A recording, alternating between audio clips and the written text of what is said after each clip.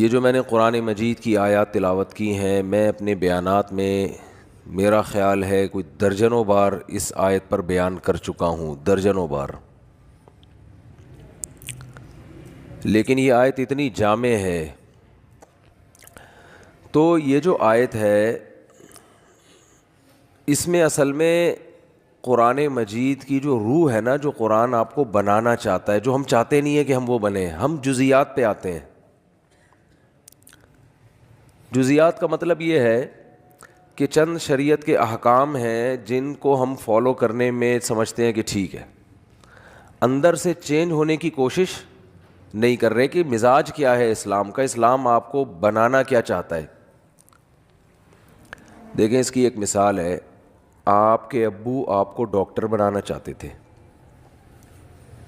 کہ آپ proper doctor بنیں گے، MBBS کی ڈگری ہوگی آپ کے پاس، پھر آپ کا ایک کلینک ہوگا، پھر ہاسپٹل میں آپ جائیں گے اور کلینک بھی شام کو چلائیں گے، پھر یہ ہوگا، پھر لوگ مجھے کہیں گے ڈاکٹر کا باپ ہے.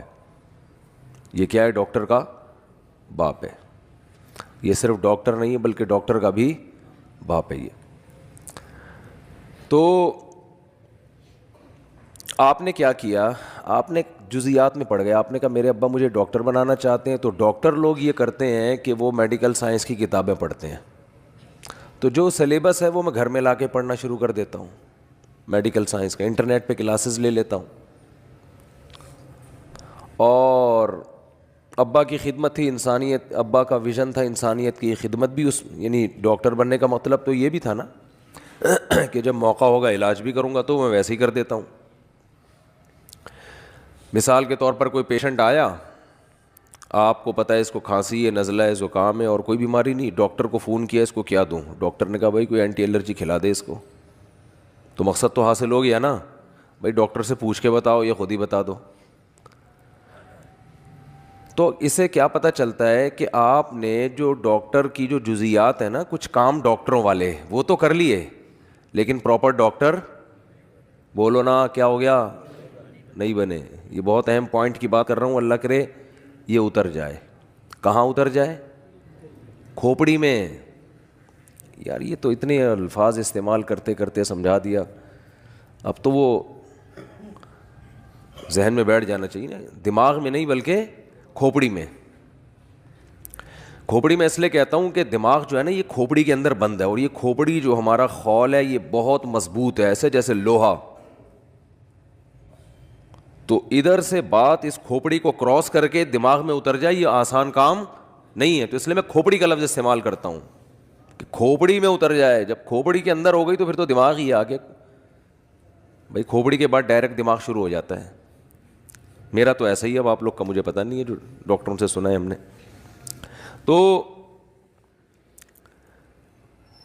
تو آپ نے کیا کیا؟ یہ مثال میں سمجھانا دینا چاہ رہا ہوں کہ اسلام جو ہمیں بنانا چاہتا ہے وہ نہیں ہم بن رہے. جیسے ابا بنانا چاہتے تھے پراپر ڈاکٹر، آپ نے کیا کیا؟ میڈیکل سائنس کی کچھ کتابیں پڑھ لیں کہ یار میرے ابا کی خواہش ہے ڈاکٹر بنوں، یعنی ان کو گویا میڈیکل سائنس سے دلچسپی ہے، تو چلو تھوڑی 4 کتابیں پڑھ لیں، کچھ پیشنٹ کا علاج کر لیا تاکہ میں دیکھنے میں کیا لگوں؟ ڈاکٹر سا لگوں میں دیکھنے میں. تو ابا کی خواہش پوری ہو جائے گی. ابا کی خواہش پوری نہیں ہوگی بلکہ ابا کے پیسے ضائع ہو جائیں گے. جو ابا نے ساری محنت کی تھی نا وہ برباد ہو جائے گی. ابا نے آپ کو امریکہ بھیجا پڑھنے کے لیے، رشیا بھیجا، آپ وہاں بیٹھ کے باقاعدہ پراپر کلاسیں نہیں لے رہے، ایک ڈگری جو ملے گی جس کے بعد آپ ڈاکٹر کہلائیں گے، آپ آفیسر رینک کے بن جائیں، آپ کا یعنی ایک آفیسر کے اس لیول پہ آ جائیں گے. ان تمام چیزوں کو آپ فوکس نہیں کر رہے ہیں، آپ چند جزیات کو پکڑ کے بیٹھ گئے ہو. تو اللہ جو ہمیں بنانا چاہتا ہے نا اندر سے، وہ اندر سے چینج کرنا چاہتا ہے. وہ اندر سے چینج کیا کرنا چاہتا ہے؟ پہلے میں یہ بتا دوں کہ وہ کچھ مثالیں دیتا ہے کہ نیک لوگ ایسے ہوتے ہیں. ہم نے کیا کیا؟ ہم نے کہا نیک لوگ چونکہ ایسے ہوتے ہیں لہذا جیسے ہوتے ہیں ویسے کچھ کام شروع کر دو. نیک بننے کی ضرورت بولو نہیں ہے. یہ بہت بڑا فالٹ ہے. اللہ نے تعریف کی نا، نیک لوگ ہوتے ہیں تہجد پڑھتے ہیں، نیک لوگ ہوتے ہیں صدقات و خیرات کرتے ہیں، نیک لوگ وہ ہیں جو غصے کے کڑوے گھونٹ کو پیتے ہیں. تو ہم نے کہا چلو ایک دفعہ ہم بھی پی لیں گے. ابا پہ غصہ آیا تھا, ونس اپون اے ٹائم ہم نے بھی کڑوا گھونٹ, بولتے کیوں نہیں, پی لیا تھا. جیسے جو پراپر ڈاکٹر نہیں ہوتا ایک دفعہ وہ بھی علاج کر لیتا ہے. کرونا کا بھی علاج کیا تھا نا, کتنے جو ڈاکٹر نہیں ہیں انہوں نے قہوے بھی پلائے اور پتہ نہیں کیا کیا کیا. ہوا نہیں ہوا یہ تو اللہ ہی جانے, لیکن ایک مثال دے رہا ہوں. وہ تو ہر آدمی بھائی ادھر آپ مفتی صاحب گلا خراب ہے تھوڑا غرارے کر لو, کہتے ہیں نا لوگ, یہ بھی تو علاج ہی ہے. او بھائی یہ کام تو آپ ڈاکٹروں والے کر رہے ہو, لیکن اس سے ڈاکٹر نہیں بن جاؤ گے. بعض لوگ حکیموں والے کام کر رہے ہوتے ہیں. بھائی ادرک کا پانی اور شہد ملا کے پیا کرو, اس سے گلا کیا ہو جاتا ہے, کھل جاتا ہے. ابھی میں نے ادرک کا پانی نکال کے رکھ کے آیا ہوں, پینے کا ٹائم نہیں ملا مجھے, وہ پئیں گے نماز کے بعد. واقعی کھلتا ہے گلا اس سے, شہد ملا کے اپنی ذمہ داری پہ. تو جو ہے تو اس سے حکیم تھوڑی بن جائے گا آدمی. ہاں یہ کام حکیموں والا ہے. یہ کام کیا ہے, حکیموں والا, کہ اس کو یہ بتا دو, اس کو یہ بتا دو, اس کو ٹوٹکا بتا دو, اس کو نسخہ بتا دو, اس کو وزن کم کرنے کا طریقہ بتا دو, اس کو وزن بڑھانے کا طریقہ بتا دو. لیکن اس سے آدمی حکیم نہیں بن جاتا. مسلمانوں والے کام ایک الگ چیز ہے, اور مسلمان بن جانا یہ ایک الگ چیز ہے. تبھی ہمارے ہاں بہت سے لوگ حیران ہوتے ہیں کہ قرآن نے ایمان والوں کی جو صفات بیان کی ہیں وہ تو آج کل کافروں میں زیادہ نظر آ رہی ہیں ہم کو. تبھی لوگ کہتے ہیں یار پھر تو وہ جنت میں جائیں گے. جنتیوں کی جو علامت اللہ نے بیان کی ہے وہ یہ کہ معاہدے کو پورا کرتے ہیں. یہ بہت اہم, اللہ نے اہل ایمان کی صفات میں اس صفت کو بہت زیادہ ہائی لائٹ کیا ہے کہ اپنے معاہدوں کو بولو پورا کرتے ہیں. تو پورا کون کر رہا ہے؟ مسلمان کرتے ہیں, غیر مسلم؟ ریشو غیر مسلموں میں کم از کم پاکستانیوں سے تو زیادہ ہے. میں نہیں کہہ رہا ساری دنیا کے مسلمان, پاکستانیوں سے تو زیادہ ہے. پاکستانی خود پاکستانی کے ساتھ تجارت نہیں کرنا چاہتا, اس کو پتہ ہے ٹوپیاں کرائے گا. یہ گوروں کے ساتھ کر لو آپ, ٹوپیاں نہیں کرائیں گے. ہمارا بھی کبھی معاملہ یہاں ہوتا ہے تو گڑبڑ ہوتی ہے, ادھر ہوتا ہے تو گڑبڑ نہیں ہوتی. تو قرآن تو بیان کر رہے ہیں. اور اچھا آگے چلیں, حدیث میں آتا ہے ایک صحابی نے پوچھا یا رسول اللہ مسلمان سے فلاں گناہ ہو سکتا ہے؟ فرمایا ہاں, کبھی خواہشات کا غلبہ ہوتا ہے, فلاں گناہ ہو سکتا ہے. میں گناہ کا نام اس لیے نہیں لوں گا کہ لوگ پھر ان حدیثوں کا غلط مطلب سمجھتے ہیں. لوگ سمجھتے ہیں کہ یہ گناہ بھی کر لو تو کچھ نہیں ہوتا, حالانکہ یہ ایک مثال سے سمجھایا جا رہا ہے. انہوں نے دوسرے نمبر پہ پوچھا یا رسول اللہ فلاں گناہ ہو سکتا ہے؟ فرمایا ہاں وہ بھی ہو سکتا ہے. کبھی انسان ہے توبہ کر لیتا ہے, روکتا ہے انسان اپنے آپ کو, لیکن ممکن ہے, ممکنات میں سے ہے. فلاں گناہ ہو سکتا ہے؟ فرمایا ہاں وہ فلاں بھی ہو سکتا ہے. صحابی نے پوچھا یا رسول اللہ مسلمان جھوٹ بول سکتا ہے کبھی؟ فرمایا نہیں, یہ نہیں ہو سکتا. آپ صلی اللہ علیہ وسلم نے فرمایا فلاں گناہ بھی ہو سکتا ہے, فلاں بھی ہو سکتا ہے, فلاں بھی ہو سکتا ہے, پاسبل ہے, لیکن مسلمان جھوٹ. جب صحابی نے پوچھا اچھا جھوٹ بھی بول سکتا ہے, ان کا خیال تھا جب اتنے بڑے بڑے گناہ ممکن ہیں کہ فلاں بھی ہو جائے, فلاں بھی ہو جائے, اتنے بڑے بڑے جرائم بھی ہو سکتے ہیں, تو جھوٹ تو اتنی بڑی چیز نہیں ہے. چوتھے نمبر پہ صحابی نے پوچھا جھوٹ بول سکتا ہے؟ فرمایا نہ, یہ نہیں ہو سکتا. جھوٹ بول دے, وہ غلط بیانی کر دے, یہ کیسے ہو سکتا ہے؟ تو اصل میں وہ جو پچھلے 3 گناہوں کا تذکرہ کیا نا, وہ اس لیے نہیں کہ وہ گناہ چھوٹے ہیں یا وہ کر لینے چاہیے, وہ چوتھے گناہ کو بتانے کے لیے کہ یہ ان سے بڑھ کر ہے. تو سب سے بڑا جرم ہے جھوٹ بولنا, یہ بتانا چاہ رہے تھے آپ صلی اللہ علیہ وسلم, کہ زنا سے بھی بڑھ کر ہے, چوری سے بھی بڑھ کر ہے, اتنا بڑا جرم ہے یہ. لیکن عجیب بات ہے, کافر زنا کرتے ہیں, چوریوں کا ریشو بھی ان کے ہاں بہت ہے. اگر تھوڑا سا قانون کا ہاتھ ہلکا ہو جائے نا تو چوریاں بھی ہوتی ہیں. لیکن لوگ کہتے ہیں کہ جھوٹ نہیں بولتے, اور ہمارے ہاں سارا دن کیا کرتے ہیں. میں لوگ اس لیے کہ بتا رہا ہوں کہ بہت سی چیزیں ہم لوگوں سے سن کے آگے بتاتے ہیں, لیکن پھر وہ غلط ثابت ہوتی ہیں. کسی بھی قوم کے بارے میں تبصرہ کرنے کے لیے ضروری ہے کہ جب تک انسان اس قوم کے گھروں میں جا کے نہ رہے نا. بعض لوگ کسی معاملے میں ایک نمبر ہوتے ہیں, کیونکہ ان کا کلچر بن چکا ہوتا ہے, ان کے ہاں قانون ایسا ہوتا ہے. لیکن جب آپ کسی قوم کے ساتھ گھروں میں جا کے رہتے ہو تو پتہ چلتا ہے کہ یہ جھوٹ بولتے ہیں کہ نہیں بولتے. تو وہ ایسے نہیں پتہ چل جاتا. بعض دفعہ کاروبار میں انسان ایک نمبری اس لیے بھی کرتا ہے کہ میرا کاروبار چلے. وہ اس لیے نہیں کر رہا ہوتا کہ میں بہت نیک ہوں, میں جھوٹ نہیں بولوں گا. وہ اس لیے کہ اس کو پتہ, ہوشیار ہوتا ہے, وہ وقتی نفع کو نہیں دیکھتا. کہتا ہے یار ابھی سچ بول کے تھوڑا پروفٹ آئے گا, لیکن جب کسٹمر کو یقین ہو جائے گا کہ میں سچا ہوں تو سارا پروفٹ مجھے ہی دے گا یہ. تو عین ممکن ہے گورے اس لیے سچ بولتے ہو کہ ان کو بزنس کرنا آتا ہے, اور ہمارے یہاں بزنس کرنا لوگوں کو نہیں آتا. وہ کہہ رہے ٹوپی کرا کے ابھی جتنا نچوڑ سکتے ہو نچوڑ لو, پھر بات کی اللہ توکل, کل اللہ کھلائے گا. تو یہ غلط موقع پہ توکل ہو رہا ہے. لیکن فرض کر لیتے ہیں, ایک صاحب نے مجھے بتایا, کہتے ہیں گورے جھوٹ نہیں بولتے کسٹمر سے, بیوی سے بولتے ہیں, اور بہت زیادہ بولتے ہیں. 10 گرل فرینڈ رکھی ہوں گی, لیکن بیوی کو یہی بولا ہوگا میری کوئی گرل فرینڈ نہیں ہے. سارے نہیں, ہر طرح کے لوگ ہر دور میں ہوتے ہیں. صحابہ کے دور میں بھی جب وہ کفر میں تھے تو کافر ہونے کے باوجود ان کے ہاں جھوٹ کو بہت برا سمجھا جاتا تھا. حضرت ابو سفیان رضی اللہ تعالیٰ عنہ نے جب بادشاہ کے سامنے تقریر کی ہے, حالانکہ یہ اس وقت یہ غیر مسلم تھے, حضرت ابو سفیان یہ غیر مسلم تھے. بادشاہ نے ان کو بلایا اور نبی صلی اللہ علیہ وسلم کے بارے میں پوچھنا شروع کیا کہ جس شخص نے تمہاری قوم میں نبوت کا دعویٰ کیا ہے اس کے حالات مجھے بتاؤ. اب آپ بتائیے کہ جو سوال وہ پوچھ رہا ہے, حضرت ابو سفیان تھے اس وقت اسلام کے بہت بڑے دشمن, جنگیں ہو رہی تھیں. تو ایسے موقع پہ درست بات کرنا کس قدر مشکل کام ہے بادشاہ کے سامنے. تو حضرت ابو سفیان جب اسلام لائے نا تو خود اپنا بیان دیا, انہوں نے حدیث سنائی کہ بادشاہ نے جو مجھ سے سوالات پوچھے تھے کہ کیا محمد صلی اللہ علیہ وسلم نے 40 سال کے دوران کبھی تم نے ان کا کوئی جھوٹ پکڑا. ابو سفیان نے کہا کہ ہم نے کبھی جھوٹ بولتے ہوئے ہم نے نہیں دیکھا.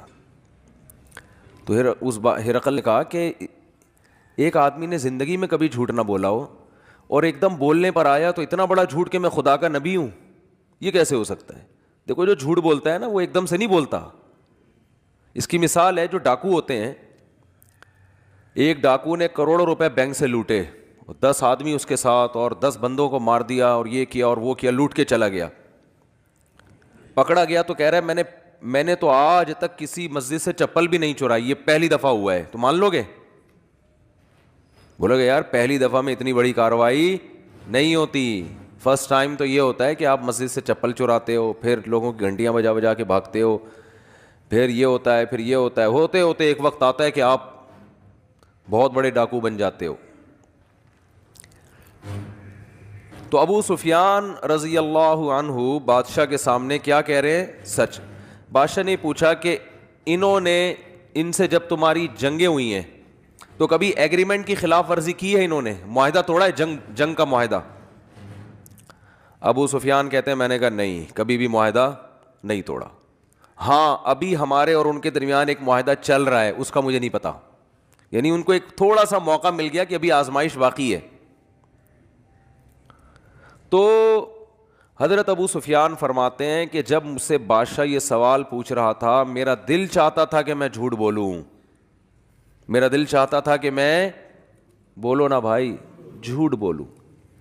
لیکن مجھے خوف تھا کہ اگر میں نے جھوٹ بولا تو میری قوم کے لوگ جو میرے ساتھ تھے وہ بولیں گے عرب کا سردار ہو کے جھوٹ بولتا ہے, زبان خراب ہو جائے گی, اپنی قوم کا اعتماد ختم ہو جائے گا. گویا کہ میں اکیلا ہوتا تو شاید جھوٹ بول دیتا, بظاہر یہ مطلب نکلتا ہے. لیکن مجھے قوم کو جواب دینا ہوگا کہ قوم کہیں گے یار ہم نے آپ کو سردار بنایا ہوا ہے اور آپ ادھر آ کے کیا کر رہے ہو, جھوٹ بول رہے ہو. دیکھو یہ وہ قوم تھی جس میں اللہ نے پیغمبر کو بھیجا ہے, اسی قوم کو صحیح کیا اللہ نے. حضرت ابو سفیان بھی مسلمان ہوئے اور اسلام سے اتنی دشمنی تھی ان کو, اسلام لانے سے پہلے اتنا نقصان پہنچایا, مگر اسلام لاتے ہی نبی نے ایسا پروٹوکول دیا حضرت ابو سفیان کو کہ جو ابو سفیان کے گھر میں داخل ہو گیا اس کو پناہ ہے. کیوں؟ اندر سے ٹھیک ہیں. کیا کہہ رہے ہیں یار, بہت مشکل ہو گیا آج کل باتوں کو سمجھانا. اندر سے کیا ہے؟ ٹھیک ہے, ان کو پتہ ہے سچ کو صحیح سمجھتے ہیں, منافقت نہیں ہے. اگر دشمن ہیں اسلام کے تو کھل کے دشمن, دوست ہیں تو کھل کے دوست ہیں, دو نمبری نہیں ہے. اللہ نے حضرت موسیٰ کو بنی اسرائیل میں بھیجا کیونکہ حضرت موسیٰ آخری نبی نہیں تھے. بنی اسرائیل پہ کتنی محنت کی, مگر کیا ہے ان کا رویہ, دو نمبری والا. جہاں مفاد نظر آتے وہاں چلے جاتے.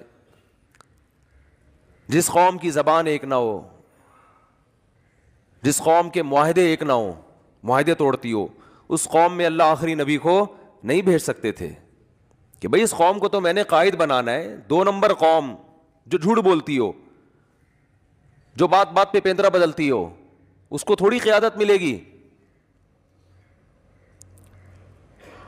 تو نبی صلی اللہ, حضرت ابو سفیان رضی اللہ تعالیٰ عنہ فرماتے ہیں کہ مجھے ڈر تھا کہ میں, اگر مجھے یہ جملہ اتنا اچھا لگتا ہے نا, بار بار دہرانے میں مزہ آتا ہے, کہ میں نے اگر جھوٹ بولا, وہ کتنی باتیں نبی کے بارے میں پوچھے جا رہے ہیں. اس نے کہا کہ ان کی باپ دادا میں کوئی بادشاہ گزرا ہے, کہا نہیں. اس نے کہا اگر بادشاہ گزرا ہوتا تو میرے ذہن میں آتا کہ اولاد کو بھی سیاست کا شوق ہوتا ہے نا. ابا وزیر اعظم گزرے, صدر گزرے, تو بیٹے کا بھی دل چاہتا ہے یار کچھ کرسی ہمارے پاس بھی ہے. تو ان کے تو صدیوں تک کوئی بادشاہ گزرا ہی نہیں ہے, تو ایک دم سے ان کو کیسے خیال آ گیا. کہا اچھا جو جنگیں ہوتی ہیں ان میں فتح کس کو ہوتی ہے, کہا کبھی ان کو کبھی ہمیں, دونوں طرف معاملہ چلتا ہے. تو ایک ایک چیز کا جواب کیا دے رہے ہیں, صحیح, کیونکہ کافر ہیں لیکن ڈر ہے کہ میری سرداری چلی جائے گی. لوگ بولیں گے قریشی ہاشمی ہو کے, ہمارا سردار ہو کے, دشمنی اپنی جگہ ہے لیکن جھوٹ تو نہ بولو. تو قرآن نے اہل ایمان کی صفت بیان کی ہے, اور نبی صلی اللہ علیہ وسلم نے فرمایا فلاں گناہ بھی ہو سکتا ہے, فلاں بھی ہو سکتا ہے, لیکن مسلمان جھوٹ نہیں بول سکتا, جھوٹ نہیں بول سکتا. تو آپ کہہ سکتے ہیں کہ یار آج تو سارا دن ہم جھوٹ بولتے ہیں اور گورے جھوٹ نہیں بولتے. آپ کہہ سکتے ہیں. یہ تو ایک صاحب نے مجھے کہا اگر صفائی نصف ایمان ہے تو گورے تو ویسے ہی جنت میں چلے جائیں گے آدھے آدھے, کیونکہ ہمارے یہاں دیکھ لو, ابھی گٹر میں نے بنوایا ابھی تھوڑے دن پہلے, جو گورنمنٹ کی ذمہ داری ہے وہ ہم کر رہے ہیں, اور جیسے ہی ہم نے وہ کیا ہے تو اوپر سے چاول کا شاپر آیا, نیچے گرا ہوا ہے, پتہ نہیں کس نے پھینکا, کہاں سے آیا, مریخ سے تو آ نہیں سکتا, ظاہر ہے اسی زمین کا ہوگا نا. دن رات صفائی کرتے رہو گھر کے باہر, کوئی آئے گا بولے گا مولوی صاحب کا گھر دیکھو کیا گند, صفائی پر بیانات کرتے ہیں اور گھر کے باہر دیکھو گند کتنا پڑا ہوا ہے. تو اس کا بھی کچھ کرنا ہے, بہت سخت ایکشن لینا. اب یہ تمیز سے لوگ سدھرتے نہیں ہیں, شرافت کا زمانہ نہیں ہے. شاپر کبھی پڑا ہوگا چاولوں کا, کون رکھ کے جا رہا ہے, کیا ہو رہا ہے, کبھی پیمپر پڑا ہوا ہوگا. ماسیاں گھروں میں جو کام کرتی ہیں, لوگ ان کو کہتے ہیں نا کہ کچرا پھینک کر آؤ, تو وہ دیکھتے ہیں کہ جو کارنر کا, میرا گھر کارنر کے ساتھ ہی ہے تقریباً, تو وہ کیا کرتی ہے کہ بھائی دیکھا دائیں بائیں کوئی دیکھ تو نہیں رہا, وہاں کچرا رکھ کے, ان کو روڈ پار کرنا مشکل لگ رہا ہے. اور ویسے بھی روڈ پار کے باہر کون سی کچرے کی جگہ ہے, وہ بھی تو لوگوں نے خود بنائی ہوئی ہے, وہ کوئی کچرا کنڈی تھوڑی ہے. کچرا کنڈی کی ڈیفینیشن کراچی میں یہ ہے کہ جہاں دو شاپر نظر آ جائیں, دو پیمپر, تو یہ کچرا کنڈی ہے بس, تیسرا خود لا کے ثواب ہے وہاں پہ رکھنا. حقیقت ہے. کچرا کنڈی کی ڈیفینیشن کیا ہے کہ جہاں دو پیمپر, یہ تو اس کا بنیادی رکن ہے, ایک پیمپر ہو تو شبہ ہوتا ہے کہ کسی نے ویسے ہی رکھ دیا ہے, غلط کیا ہے. لیکن اگر دو پیمپر اکٹھے ہو گئے وہاں پہ, اٹ از کالڈ کچرا کنڈی. پھر 25-30 ویسے ہی ہو جائیں گے, پھر پورا ڈھیر ویسے ہی بن جائے گا. جیسے بدعتیوں کے ہاں کوئی بھی قبر بنا دو نا اونچی کر کے, ایک جھنڈا لگا دو, تو اب اندر کون ہے کیا ہے اس سے غرض نہیں ہے. ایک صاحب نے مجھے یہاں تک بتایا ایک مزار ہے جس میں گدھا دفن ہے, اور ایک مجاور بیٹھا وہاں پہ ایک جھنڈے لگا کے, اور دنا دن قوالیاں چل رہی ہیں, اور کسی کو نہیں پتا بھائی یہ کوئی دامت برکاتہم نہیں ہے, یہ گدھا دفن ہے یہاں پہ. وہ گدھا بھی بولتا ہوگا یار اتنا پروٹوکول مجھے زندگی میں نہیں ملا. حقیقت ہے. تو میں نے اس سے کہا, میرا دل چاہ رہا تھا میں اس سے کہوں کہ اندر گدھا دفن ہو یا نہ ہو, باہر جتنے ہیں وہ سارے گدھے ہیں, اس میں کوئی شبہ نہیں ہے. وہ تو بیچارہ فزیکلی گدھا تھا نا, اور یہ روحانی گدھے ہیں جو مزاروں پہ بیٹھ کے یہ حرکتیں کر رہے ہیں. ان المساجد للہ، مسجدیں ہیں اللہ کے لیے، فلا تدعوا مع اللہ احدا، اللہ نے فرمایا یہاں آ کے اللہ کو پکارو، اور یہاں بھی اللہ کے علاوہ کسی اور کو نہیں پکارو، صرف یا اللہ مدد مسجد میں، یہاں بھی کسی اور کو نہیں پکارو، یہ میرا گھر ہے میرا. ہمارے نبی بھی آئیں گے تو اللہ کو پکاریں گے. اللہ نے قرآن میں کیا فرمایا؟ ما کان لبشر، کسی بشر کے یہ میں کوئی یہ مجال نہیں ہے، ان یؤتیہ اللہ الکتاب والحکمہ، اللہ اسے کتاب بھی دے، حکمت بھی سکھائے، نبوت بھی دے، ثم یقول للناس کونوا عبادا لی، پھر وہ لوگوں کو اپنی طرف کھینچنا شروع کر دے. فرمایا نا نا نا نا نا، یہ اللہ نے عیسائیوں کو کہا کہ عیسیٰ علیہ السلام کو مت پکارو، یہ عیسیٰ کی تعلیمات نہیں ہے. فرمایا ہر پیغمبر کی تعلیمات یہ ہے کہ کس کی عبادت ہوگی؟ اللہ کی. آپ کہتے ہیں ہم پکارتے ہیں، عبادت تھوڑی کر رہے ہیں. تو عبادت پکار ہی کو کہتے ہیں. عبادت کا جو مغز ہے نا وہ تو پکارنا ہے، دعا ہے. دنیا میں جتنی عبادتیں ہوتی ہیں بھگوانوں سے مانگا جاتا ہے، اٹ از کالڈ عبادت، اس کو عبادت اور ورشپ کہا جاتا ہے. ہندو جب مندر میں جاتا ہے نا عبادت کرنا ہے تو کیا ہوتا ہے؟ بھگوان سے مانگ رہا ہوتا ہے وہ، ورنہ وہ بھی کہہ سکتا ہے میں مانگ رہا ہوں، میں عبادت تھوڑی کر رہا ہوں، میں تو بھگوان سے یوں کہہ رہا ہوں کہ یہ میرا کام کر دو، یہ میرا کام کر دو. تو یہی تو عبادت ہے. اچھا خیر، تو میں یہ عرض کر رہا تھا کہ میں یہ کہہ رہا تھا کہ دیکھو اللہ نے مسلمانوں کی علامتیں بیان کی ہیں، جن میں ایک بہت بڑی علامت ایگریمنٹ کی خلاف ورزی، بولو نہیں، معاہدے نہیں توڑتے. صحابہ کے واقعات ہیں، ہمارے نبی کے واقعات ہیں، کیسے کیسے اپنی زبان کو پورا کیا. صلح حدیبیہ میں دیکھ لیں آپ، معاہدہ ہوا، سارے ان کی مرضی کے معاہدے ہو گئے، لیکن جب ہو گئے تو ہو گئے. ایک معاہدہ یہ ہوا کہ ادھر سے جو مسلمان ہو کر ادھر آئے گا آپ اس کو واپس حوالے کر دیں گے غیر مسلموں کے، آپ اس کو پناہ نہیں دیں گے. اب یہ بظاہر یہ تو بہت مسلمانوں کے خلاف معاہدہ ہے، لیکن آپ صلی اللہ علیہ وسلم نے کیا کہ چلو کوئی بات نہیں، ابھی ان لوگوں کو بچاؤ، جنگ بندی کرو کسی طرح سے، جو ہوگا اپنی ذمہ داری پر ہو مسلمان. اس سے ہمیں بھی پتہ چلتا ہے نبی صلی اللہ علیہ وسلم نے کتنی بصیرت سے کام لیا ہے. ہمارے ہاں ہر کام جذبات سے کرنا چاہتے ہیں، بس ایک دن میں سب کچھ ہو جائے، ایسا نہیں ہوتا بھائی. آپ صلی اللہ علیہ وسلم چاہتے تھے کہ جنگ کیا ہو، بولو نا، بند ہو، جنگ نہ ہو، ہمیں موقع ملے کچھ دعوت کا، اور دوسرے قبیلوں سے جنگ کا موقع ملے جنہوں نے ہمیں تنگ کر کے رکھا ہوا ہے. تو اگر یہ نہیں مان رہے، معاہدے پہ آمادہ نہیں ہے، تو کوئی بات نہیں، ان کی شرطوں پہ مان لو، اس میں نقصان کم ہے، اور اگر معاہدہ نہیں ہوا تو نقصان زیادہ ہے. تو یہ پوری زندگی میں انسان کو نا اس طرح سے زندگی گزارنی چاہیے، پوری زندگی انہی اصولوں پہ.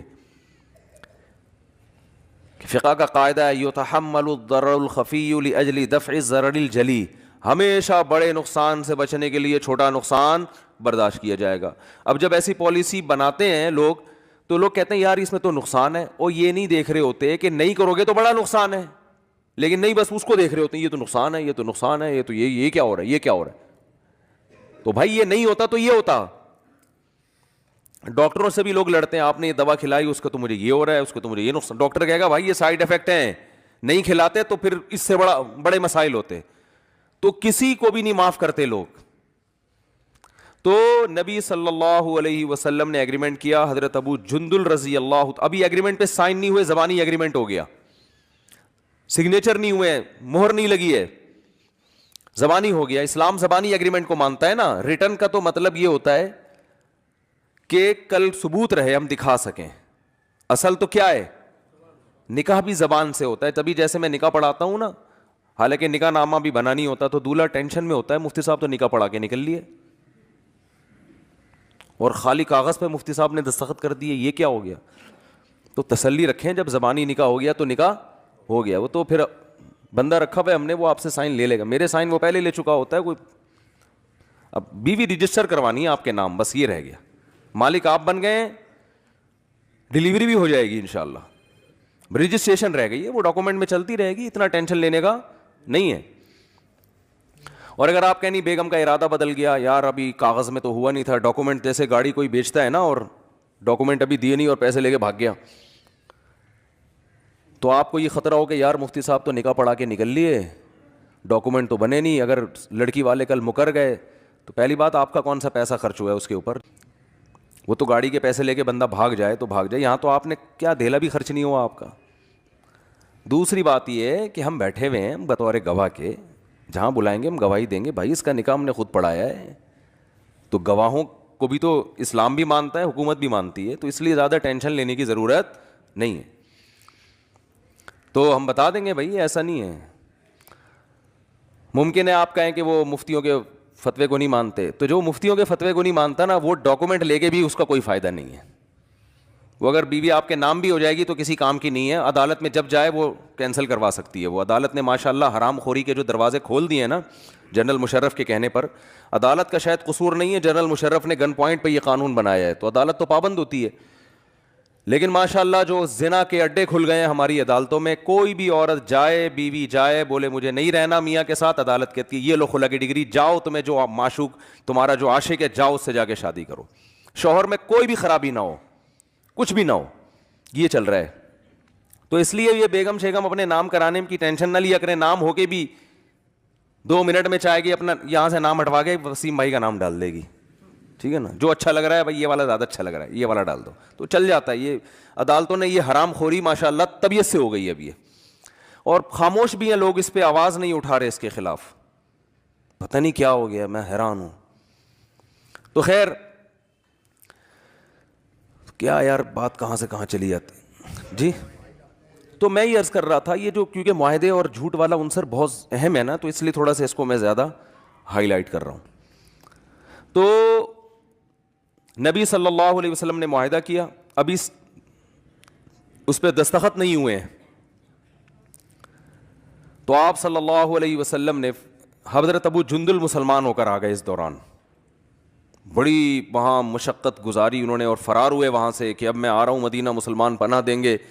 ادھر آئے ہیں, ادھر مشرکین نے کہا ان کو ہمارے حوالے کر دو, ان کو ہمارے حوالے کرو.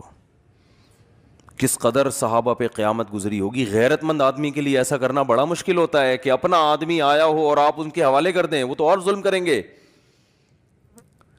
یہ آزمائش مسلمانوں کی بھی تھی اور حضرت ابو جندل کی بھی تھی کہ اپنے ہاتھوں سے کسی کو حوالے کیا جائے یا منع کر دیا جائے یہاں مت آؤ, اور وہ پھر بھی دین پر قائم رہے. تو انہوں نے کہا یا رسول اللہ آپ مجھے ان کے حوالے کرتے ہیں, لیکن آپ صلی اللہ علیہ وسلم خاموش. بھائی ایگریمنٹ ہو چکا ہے. کیسا مسلمان زبان کا پکا ہوتا ہے کہ نہیں ہوتا, اور آج ایگریمنٹ کرتے ہیں اگلے کو بیوقوف بنانے کے لیے کہ ابھی تو معاہدہ کر رہے ہیں تاکہ اس سے پیسہ تو نکالیں کسی طریقے سے, ویسے دے نہیں رہا یہ شرافت سے, اور پہلے سے نیت ہوتی ہے کہ یہ ڈاکومنٹ اپنے فائدے کے لیے بنا رہے ہیں, اس کے ساتھ اس کو دھوکہ دینے کے لیے بنا رہے ہیں. مجھے آپ ایک بات بتاؤ, حضرت ابو جندل تو مسلمان تھے اور ان کا ایمان اس لیول پہ تھا جس کا میں اور آپ تصور نہیں کر سکتے. نبی کی زیارت ہوئی ہو اور مکہ میں جہاں کوئی مفاد ہی نہ ہو اسلام قبول کرنے میں, اپنا گھر چھوڑنا پڑ رہا ہے, اپنا وطن چھوڑنا پڑ رہا ہے, اپنا خاندان, تو ان کی ایمان میں کوئی شک کر سکتا ہے؟ لیکن آپ صلی اللہ علیہ وسلم نے زبان اور معاہدے کی پابندی کی وجہ سے ان تمام باتوں کو نظر انداز کر دیا. تو ہم معاہدہ توڑتے ہیں پیسے کھانے کے لیے, دوسرے کو نقصان پہنچانے کے لیے. ہمارے پیش نظر اسلام نہیں ہوتا. تو بتائے کہ جب اسلام بھی ہے تو بھی معاہدہ نہیں توڑنا, تو دوسرے کو بے وقوف بنانے کے لیے, دوسرے کا مال کھانے کے لیے معاہدہ توڑنا کہاں سے جائز ہو گیا؟ آج جو معاہدے توڑے جا رہے ہیں نا, اس میں کسی کو فائدہ نہیں پہنچایا جا رہا. دیکھو نبی صلی اللہ علیہ وسلم نقل کفر نباشت, اگر معاہدہ توڑ دیتے تو حضرت ابو جندل کو فائدہ ہوتا نا اس کا کہ بھئی مجھے پناہ مل گئی. اس کے باوجود بھی آپ نے معاہدہ نہیں توڑا, فائدہ کی کے باوجود نہیں توڑا. تو اسلام بتا رہے کہ کسی کا فائدہ بھی ہو تو آپ ایگریمنٹ نہیں توڑ سکتے, تو آپ کسی کو نقصان پہنچانے کے لیے کہاں سے ایگریمنٹ توڑ سکتے ہو بھائی؟ یہ کہاں سے جائز ہے؟ تو حضرت ابو جندل کو جب واپس کیا, ان کے حوالے کر دیا, وہ تین بندے آئے کہ انہوں نے کہا کہ لے جاؤ ان کو, وہ گرفتار کر کے لے گئے.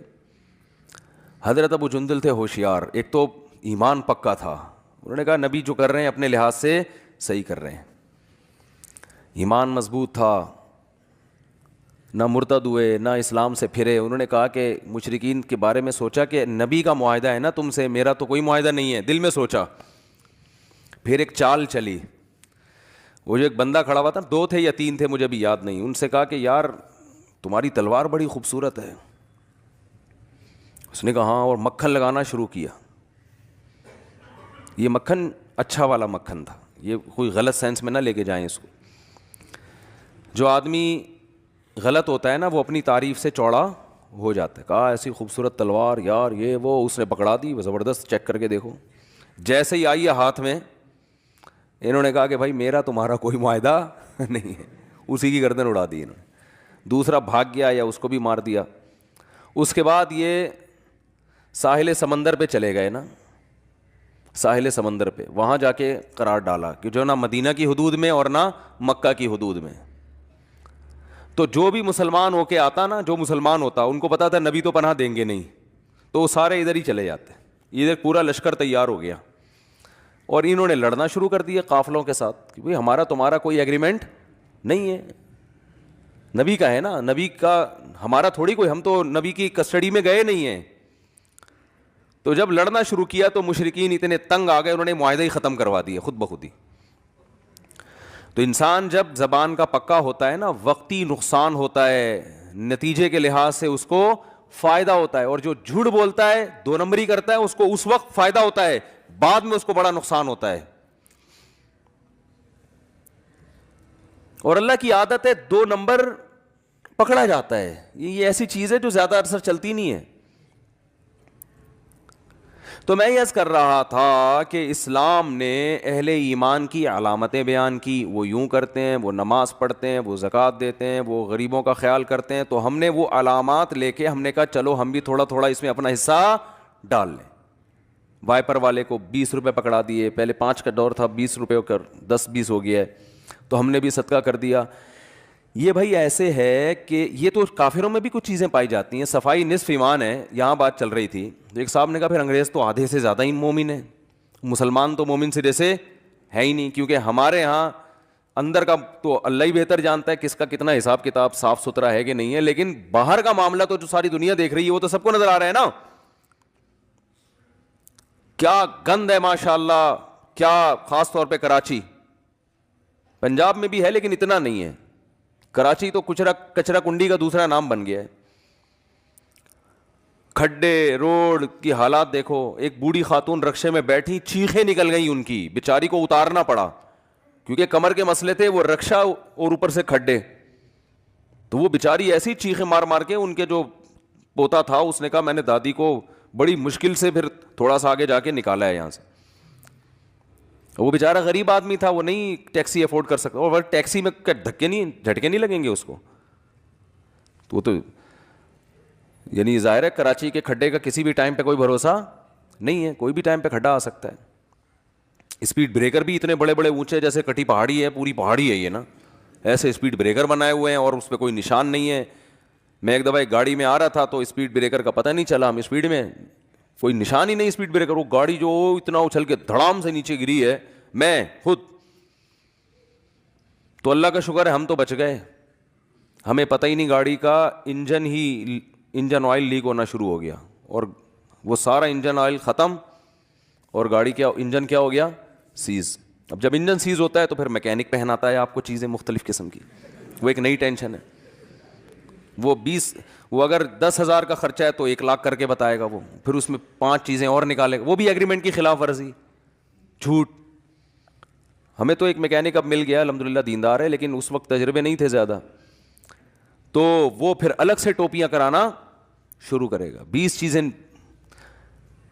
الگ نکال دے گا وہ اس میں, اور پھر ایک دفعہ میکینک کے پاس چلے گئے, قیامت تک اب آپ جاتے ہی رہو. وہ کچھ ایسا ٹیکا لگائے گا گاڑی میں کہ جو ہے اب آپ اسی کے قیامت تک کے لیے محتاج ہو گئے ہو.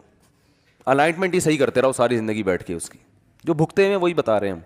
یہ والا ٹائر ادھر ہوا ہے تو یوں کرو گے تو اب تھوڑا سا ادھر ہو گیا, اب یوں میرے پاس بائک تھی, ایک دفعہ میں گرا اس سے 125, تو میں گرا نا تو اس کا وہ جو ٹی ہوتا ہے نا آگے سے ٹیڑھا ہو گیا. اب مجھے طبیعت میں ایک تھوڑی سی مزاج یہ ہے کہ بھائی یہ صحیح سیدھا ہونا چاہیے نا, اتنی 1 to 5 0 میٹر رکھی ہوئی ہے تو یہ تو ٹی تو صحیح ہو نا. 1 سال میں نے ایڑی چوٹی کا زور لگا دیا, کسی کا باپ بھی اسے ٹھیک نہیں کر سکا. ڈینٹر کے پاس لے کر گئے, وہ ادھر کرتا تو تھوڑا سا ادھر ہو جاتا, پھر ادھر. ابے میں نے کہا یار تمہیں کام آتا ہے تو بتاؤ, نہیں آتا تو رہنے دو. آتا سب کو ہے, آتا. پھر آخر میں کہنے لگا اس کو کمپنی لے جاؤ,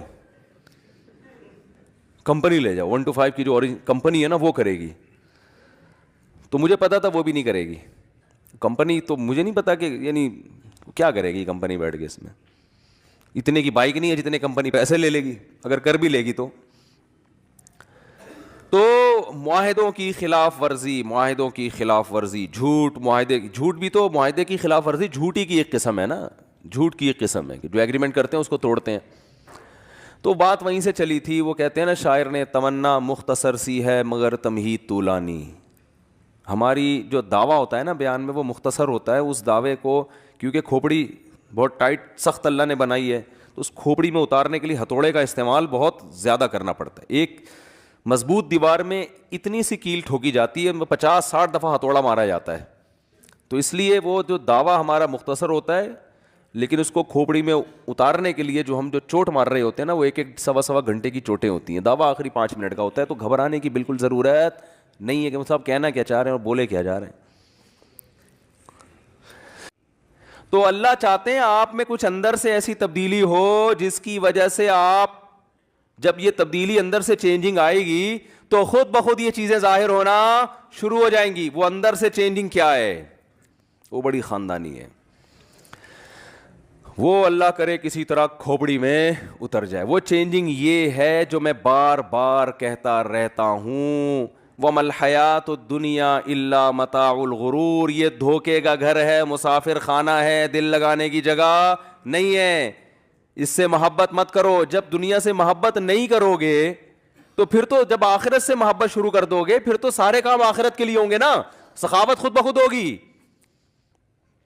جھوٹ سے خود بخود بچے گا. اس کو پتا ہے جھوٹ بولنے سے دنیا میں کامیابی ملتی ہے, آخرت میں اللہ کی نظر میں انسان بہت زیادہ گر جاتا ہے, اللہ کی نظر میں اس کا مقام ختم ہو جاتا ہے. ہمارے نبی ایگریمنٹ پورا کر رہے ہیں, اپنے ساتھی کو غیر مسلموں کے حوالے کر رہے ہیں, اور میں ایگریمنٹ توڑ کر دوسرے کا پیسہ لے لوں, یہ کیسے میں پیغمبر کو قیامت کے دن منہ کیسے دکھاؤں گا. میں نے معاہدہ کیا تھا کہ اتنے لاکھ روپے میں فلاں تاریخ تک پہنچا دوں گا.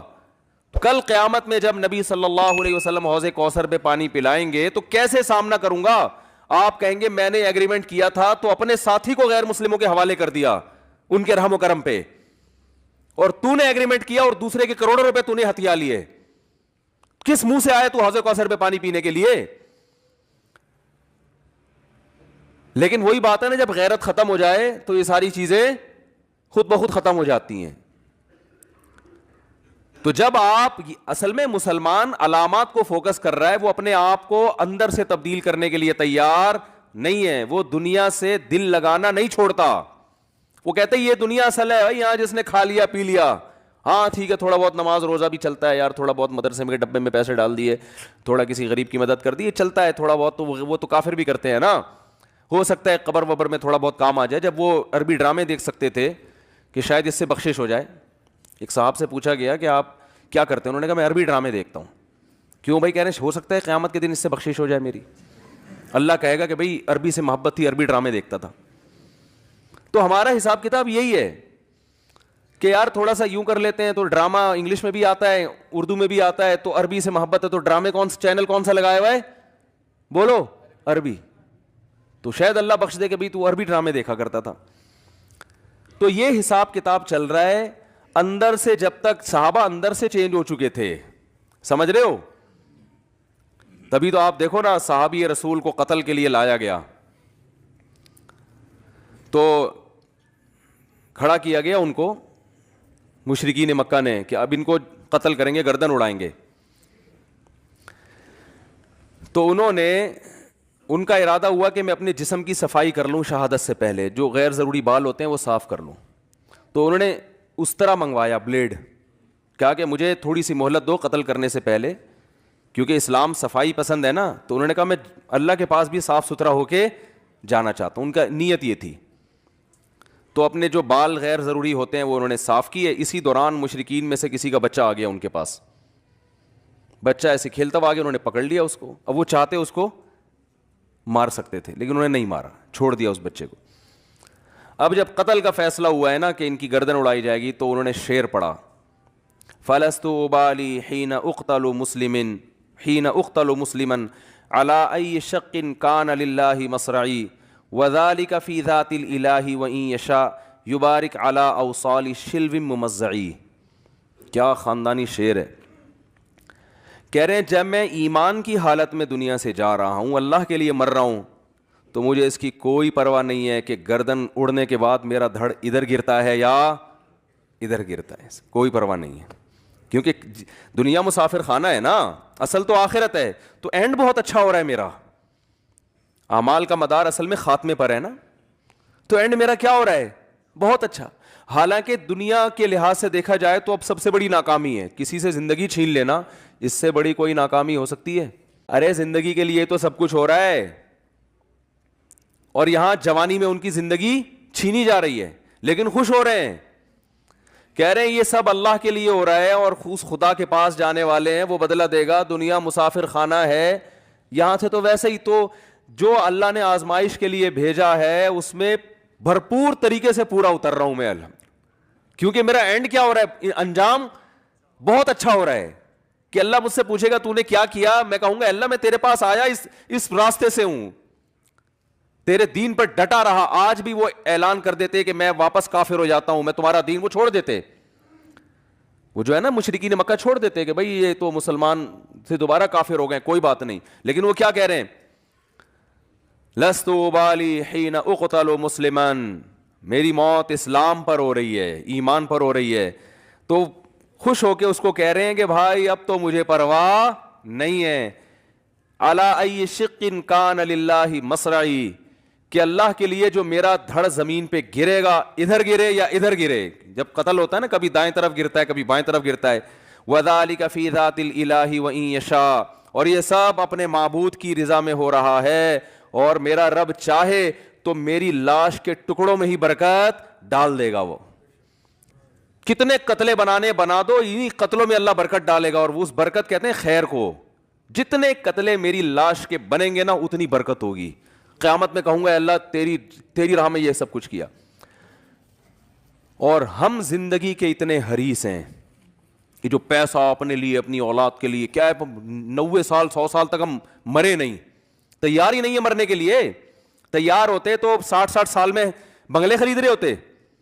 ہمارے ایک جاننے والے, اللہ تعالیٰ, آپ تو جانتے نہیں ہیں تو اس لیے غیبت نہیں ہے, وہ بھی نہیں میرا بیان سنتے, اور اگر سن بھی لیں گے ان کو نہیں سمجھ میں آئے گا. بہت پرانا قصہ ہے, 20 سال, ماشاء اللہ 75 سال ان کی عمر تھی, تو اپنا پرانا گھر توڑ کے نیا بنا رہے تھے. ہم لوگ کہہ رہے تھے یار 75 سال میں آپ اس گھر کو توڑ کے نیا بنا رہے ہو, کیا کر رہے ہو بھائی؟ پہلے تو اپنے آپ کو توڑ کے نیا کرو نا. گھر کے نئے ہونے سے آپ تھوڑی نئے ہو جاؤ گے. 75 سال اور پھر کھانستے بھی رہتے تھے, تو 2-4 سال کی لگ رہا تھا کہ اللہ تعالیٰ ان کو زندگی دے. پتہ نہیں انتقال ہو گیا زندہ ہیں, اگر انتقال ہو گیا تو اللہ مغفرت کرے, نہیں ہوا تو اللہ اور زندگی دے ان کو. ویسے 20 سال ہو گئے تو لگ رہا ہے کہ انا للہ ہو چکا ہوگا. اچھا خیر, تو گھر توڑ کے دوبارہ بنا رہے ہیں. او بھائی کیا کر رہے ہو, کیوں بنا رہے ہو اب اس عمر میں گھر توڑ کے دوبارہ؟ جو ہے بس اسی کو تھوڑا بہت ریپیئر کروا دو, اپنا ایک کمرہ اچھا سا بنا دو کہ بھائی میں بوڑھا ہو گیا, مجھے یہ کمرہ دے دو, اس میں اے سی لگا دو, مجھے تمیز سے دنیا سے جانے دو. لیکن توڑ کے بنائے جا رہے ہیں. جوان بھی یہ کام کر رہا ہے, او لمبی لمبی پلاننگ. تو اسلام چاہتا ہے آپ اندر سے کیا ہو جائیں, چینج. اس دنیا سے دل لگانا چھوڑ دیں, اس کو مسافر خانہ سمجھیں. او بھائی بیٹھے ہوئے اسٹیشن ہے, کبھی بھی بلاوا آ سکتا ہے. اور اس کو کراچی کا اسٹیشن سمجھیں آپ, پاکستان کا اسٹیشن. کیونکہ اگر آپ نے یورپ کا اسٹیشن سمجھا اس کو, تو پھر اس میں یہ ہوگا جو ٹائم دیا اسی ٹائم پہ ٹرین آئے گی, اس میں یہ پرابلم ہو جائے گی. پاکستان کا اسٹیشن سمجھیں گے تو کسی بھی وقت ٹرین آ سکتی ہے اور کسی بھی وقت جا سکتی, کوئی ٹائم نہیں ہے. اور ٹرین میں کون سا آپ منزل تک پہنچ جائیں گے. کل وہ میرپور خاص سے کچھ لوگ آئے ہوئے تھے, انہوں نے بتایا کہ وہ ٹرین میں آگ لگی تھی نا ابھی, تو ان کے بہت سارے لواحقین اس میں جل گئے, اور 15 منٹ تک آگ لگنے کے بعد بھی ٹرین چلتی رہی ہے. لیکن نہ وزیر ٹرین سے کوئی پوچھتا ہے وزیر ریلوے سے کہ یار دو ڈھائی سو لوگ کوئلہ بنے ہیں, بہت سے چھلانگے مار کے زمین پہ ہڈیاں ٹوٹ کے مر گئے, اس کا کون حساب دے گا؟ وہ جب زنجیر کھینچی ٹرین رکی کیوں نہیں؟ کوئی ہے پوچھنے والا؟ تو یہ جنت میں جائیں گے؟ بولو کسی نے وزیر ریلوے سے پوچھا کہ آگ لگی ہے 15 منٹ, چلو آگ لگ گئی, غلطی ہو گئی, کچھ بھی ہو گیا, اور پتہ چلا کہ وہ پنکھا جو تھا نا اس میں شارٹ سرکٹ ہو رہا تھا, پہلے سے کمپلین بھی ہوئی تھی کہ اس میں آگ لگ سکتی ہے, پھر بھی نہیں پرواہ کی گئی. اس کے بعد آگ لگی ہے, 15 منٹ تک اسپیڈ کے ساتھ ٹرین چلتی رہی ہے, جس نے 2 بوگیوں کو مسلسل جھلسا دیا ہے. ہاں, سلنڈر کا الزام لگا دیا تبلیغ والوں کے اوپر. تو کوئی بھی لگا دے کسی کے اوپر بھی الزام. اگر بالفرض سلنڈر بھی پھٹا تھا تو زنجیر کھینچنے سے ٹرین تو رکنی چاہیے نا, وہ بھی نہیں. تو یہ بہت سے دنیا میں کیس نہیں ہوتا, دنیا میں نہیں ہوتا. اس لیے تو ہم آخرت پر ایمان رکھتے ہیں. اگر آخرت بھی نہیں ہے پھر تو یہ اللہ کا معاذ اللہ غلط ہے, معاذ اللہ نقل کفر. پھر تو اللہ کے یہاں بڑی دھاندلی ہے بھائی کہ دنیا میں بھی حساب نہیں لے رہا اور آخرت میں بھی. تو اللہ تبھی تو کہتے ہیں ہم نجعل المسلمین کالمجرمین, ماننے والوں اور نہ ماننے والے اور مجرم اور گناہ سے بچنے والوں کو ایک جیسا ٹھکانہ دے دیں. ایسا تھوڑی ہو سکتا ہے. لہذا مر کے ختم نہیں ہوگے, دوبارہ زندگی ہے. تو بھائی اللہ کیا چاہتا ہے؟ اندر سے تبدیل. جیسے آپ کے ابا آپ کو پراپر ڈاکٹر بنانا چاہتے ہیں, تو اللہ بھی آپ کو پراپر مسلمان بنانا چاہتا ہے. پراپر مسلمان کی ڈیفینیشن یہ ہے, وہ دنیا سے دل نہیں لگاتا, وہ ہر وقت اس کے دماغ میں بھائی اسٹیشن ہے, کبھی بھی یہاں سے ٹر بنیں گے. ہمارے حضرت فرمایا کرتے تھے کہ پہلے کتابوں میں ایک پنجابی میں کتاب ہوتی تھی, بچوں کو پڑھائی جاتی تھی. اس میں سوال تھا, توڑا ایمان کھلوتا ہے کہ بیٹھا؟ بیٹھا کو بیٹھا ہی کہتے ہیں نا پنجابی میں, ہے بیدا پیدا, فی الحال بیٹھا ہی بولنے دو, ابھی پروناؤنسیشن میں بڑا مسئلہ ہو جائے گا. توڑا ایمان کھلوتا ہے کہ بیٹھا ہے؟ بچوں سے پوچھا جاتا تھا, بچے جواب دیتے ہیں بیٹھا ہے. بیٹھا اس لیے کہ کہیں ٹر نہ بن جائے, اگر کھڑا ایمان ہوگا تو کسی بھی وقت جا سکتا ہے. صحیح ہے نا؟ تو مسئلہ یہ ہے کہ ہم نے اپنے دل میں دنیا کے مسافر خانہ ہونے پر ایمان نہیں لانا, اس کو کھوپڑی میں بٹھانا ہے. ایسا بٹھانا ہے کہ ٹر نہ بن جائے. ایسا نہ ہو کسی کی دولت دیکھ کر یہ تصور ٹر گیا. ہم اب کیا کرتے ہیں, بیان سنتے ہیں, ایک دماغ میں آتا ہے بھائی W11 کی طرح ہے, کبھی بھی اتر سکتے ہیں. اور W11 میں بعض دفعہ عزت کے ساتھ اترتا ہے, بعض دفعہ ایسے ہی اتار دیا جاتا ہے آدمی. وہ پھر کسی اور وقت W11 کے الگ سے فضائل بیان کروں گا انشاءاللہ. تو کسی بھی وقت جو ہے نا آدمی ٹر جاتا ہے. تو ایسا دنیا کے مسافر خانہ ہونے کو دماغ میں بٹھانا ہے کہ 2-4 بیان سن کے کہ ہاں جی مسافر خانہ ہے, تھوڑا سا دماغ نہ نہ نہ نہ, اس کو کھوپڑی میں انسٹال کر دینا ہے. ایسا انسٹال کرنا ہے کہ ہر وقت یہ خیال آئے بھائی رہنے کی جگہ بولو نہیں. تو ہم آخرت کے لیے پیدا ہوئے ہیں, دنیا کے لیے تھوڑی پیدا ہوئے ہیں, تو آخرت کے لیے. تو جب بار بار یہ ہوگا تو پھر پیسے جب جمع کرنے کا خیال آئے گا, ابے بھائی یہاں سے تو جانا ہے یار, یہ پیسے آخرت کے بینک میں کیوں نہیں رکھوا دیتے؟ دیکھو امریکہ سے کما کے لوگ یہاں بھیجتے ہیں کہ یار بڑھاپے میں ادھر ہی پاکستان ہی آنا ہے نا, تو یہاں کوئی انویسٹمنٹ کرو. ایک صاحب امریکہ میں تھے, کہہ رہے تھے میں نے چونکہ آنا پاکستان ہے تو 6-7 دکانیں خرید لی انہوں نے پاکستان میں کہ جب آؤں گا تو یہاں کوئی انویسٹمنٹ ہو نا. تو جب ہم نے جانا آگے ہے تو وَلْتَنْظُرْ نَفْسٌ مَا قَدَّمَتْ لِغَدٍ, اللہ فرماتے ہیں پھر دیکھو کل کے لیے کیا کر رہے ہو تم, کل کے لیے کیا کتنی انویسٹمنٹ کی آگے. جہاں 50-60 سال رہنا ہے اس کے لیے تو کروڑوں کی انویسٹمنٹ ہے, جہاں کروڑوں سال اربوں سال رہنا ہے اس کے لیے وائپر والے کو 15 روپے دے دیے. ونس اپون اے ٹائم ایک دفعہ کسی فقیر کو 5 روپے کا سکہ تھما دیا. ونس اپون اے ٹائم ایک دفعہ مسجد کا پنکھا لگوا دیا, چلو یہ بھی اچھا ہے. اور اس پہ موٹا موٹا لکھوا دیا میرے دادا کی مغفرت کے لیے ستار بھائی کی طرف سے. ایک مسجد میں گیا, ہر پنکھے پہ لکھا ہوا ہے یہ پنکھا فلاں کی طرف سے, فلاں کے لیے, یہ فلاں کی طرف سے. میں نے کہا یار یہ فرشتوں کو کیا ٹینشن ہوگی, ان کو باقاعدہ کہ بھئی یہ والا پنکھے کی جو ہوا آ رہی ہے اس کا ثواب اٹھا کے فلاں ڈپارٹمنٹ میں پہنچانا ہے. ان کو سمجھا رہے ہو, کیا کر رہے ہو یار, اتنی ڈیٹیل میں جانے کی کیا ضرورت ہے. تو یہ چل رہا ہے مارکیٹ میں. تو اللہ ہمیں کیا بنانا چاہتا ہے, اندر سے دنیا سے دل لگانا چھوڑ دو. متاع الغرور, دھوکے کا گھر ہے بھائی, ایسا نہیں ہے جیسی نظر آ رہی ہے. اور کمال ہے صبح شام دیکھتے بھی ہیں لوگوں کو مرتے ہوئے, مگر ہم کہتے ہیں وہ تو اس کے ساتھ ہوا ہے, میرے ساتھ تھوڑی ہو